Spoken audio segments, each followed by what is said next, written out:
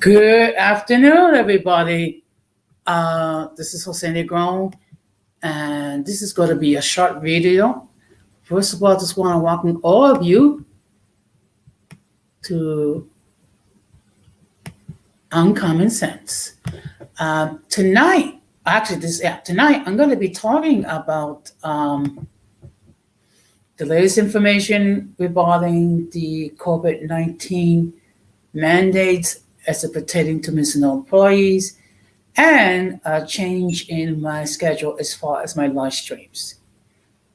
Now, we were notified that as of October the 29th, 5 p.m., those who have not been vaccinated must have at least have received their first dose and submit documentation for verification regarding any one of the three vaccines. And failure to do so would mean that municipal employees would be placed on leave without pay. The fact of the matter is, unfortunately, again, this whole health crisis has been politicized from the beginning. I'm just going to give you what are my observations on it. First of all, there are only two ways when municipal employees can try to seek an exemption. The first way is to obtain documentation from their doctors indicating that their health will be severely impaired should they receive any one of the vaccines, which are Pfizer, Moderna, and Johnson & Johnson. And then they have to submit the documentation to the EEO office, which is the Office of Equal Opportunity, EEO. And the other way they can claim an exemption, it is by religious affiliation, basically receiving documentation from their religious organization, stating that for them to receive the vaccine, it will be an infringement of their religious beliefs. The problem with this option, it gets a little tricky because you have religious organizations that are in favor of the vaccine. For those of you who are practicing Catholics, our current Pope, Pope Francis, is in favor of vaccination. So, realistically speaking, the better option, so to speak, is to try to get medical documentation to be submitted to your personnel office to try to get an exemption. Now, three things can occur. Number one, your exemption can be granted. Number two, they may require additional documentation. And number three, they could deny your request for exemption. Right now, we are on live on YouTube, Facebook, and Periscope on Twitter. Now, this is my opinion. And again, it's just an opinion. You don't have to agree with it or what have you. The fact of the matter is this crisis has been politicized from the beginning. And at a time when we need to be together and to support each other as far as their choices are made as it pertains to our health, we become divided. You have individuals who did choose to get vaccinated, shaming those who did not. And then you have those who, for whatever reason, choose not to get vaccinated, shaming those who did. And unfortunately, what has happened Marriages have been damaged or destroyed simply because of disagreement regarding what is your approach to deal with the health crisis. Since the beginning, as a union rep, I have told everybody the same information. It has not changed. Whatever concerns that you have regarding COVID 19, please discuss them with your doctor.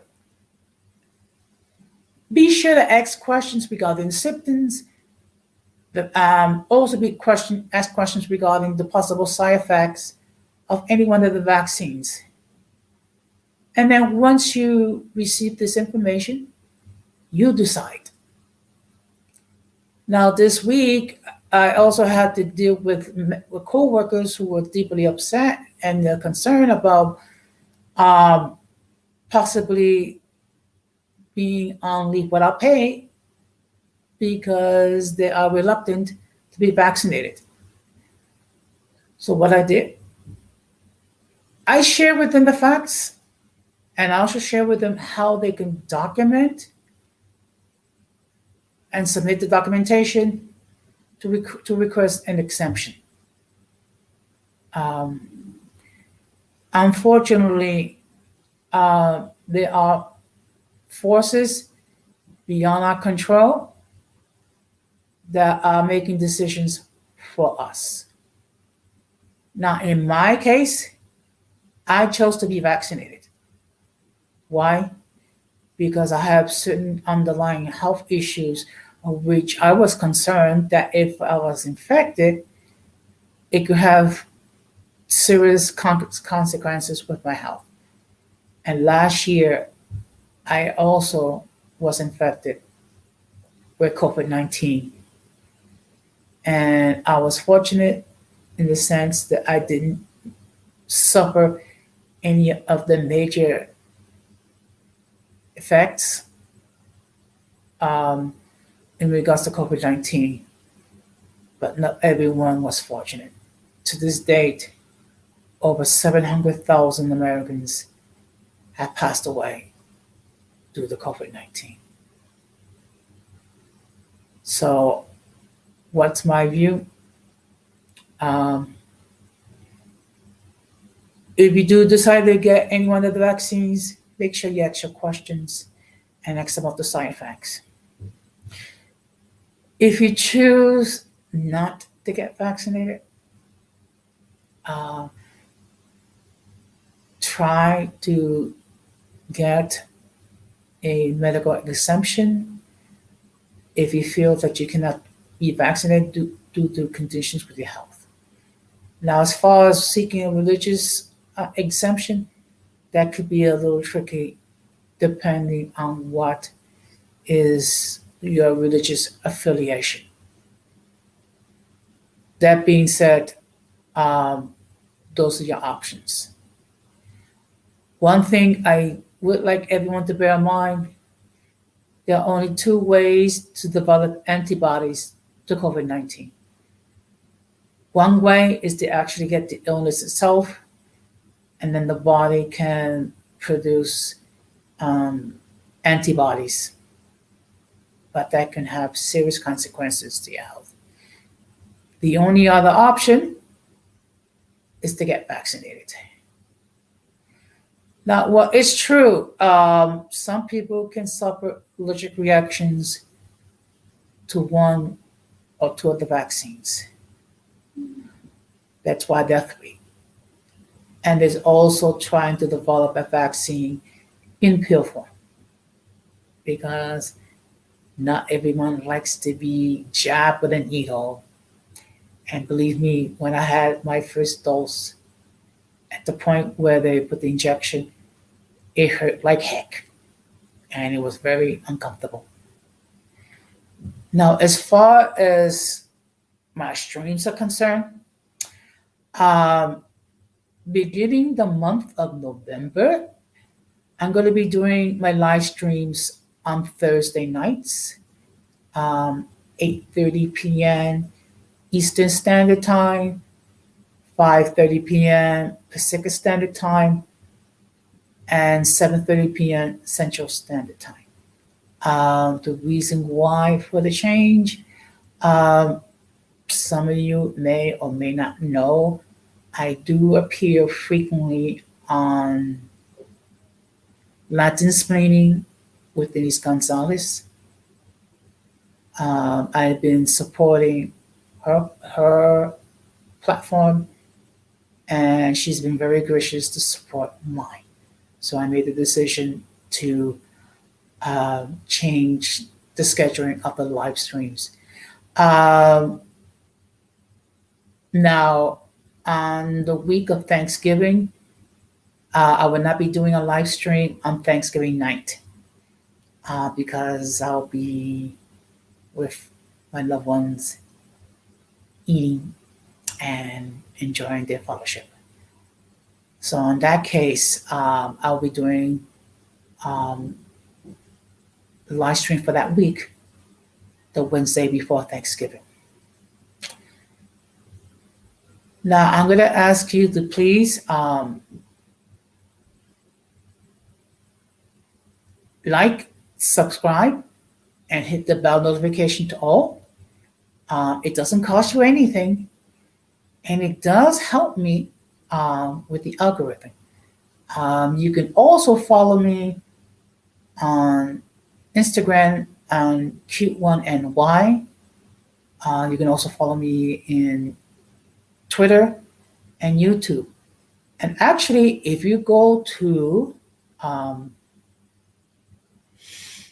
my page in Instagram, you will see the link to my channel.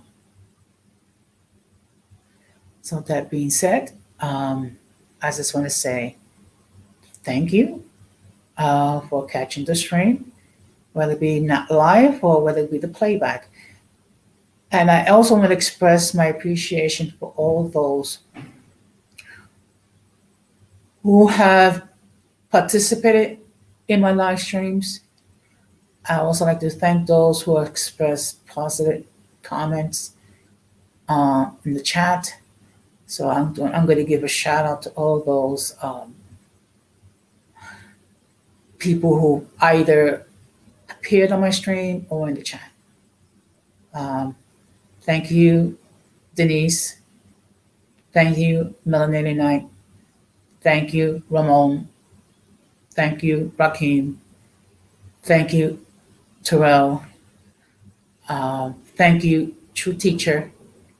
And thank you, Christina. I really do appreciate the love and support that you've given to me in regards to my channel. It really does mean a great deal to me. That being said, I'm going to end this the same way I always end things. People, please be careful out there because we're still dealing with the COVID-19 pandemic, and we're still dealing with the mix, whom I refer to as the mentally and intellectually challenged people. Unfortunately, these are individuals that are unable to accept criticism, unable to accept other people's viewpoints, and people who are very toxic. And if we're not careful, we might get infected by their illness. That being said, again, I really appreciate and I thank you all for being gracious and watching the video. That being said, this is Jose Negron, and this was another live video on Uncommon Sense. Take care, have a blessed day, and peace.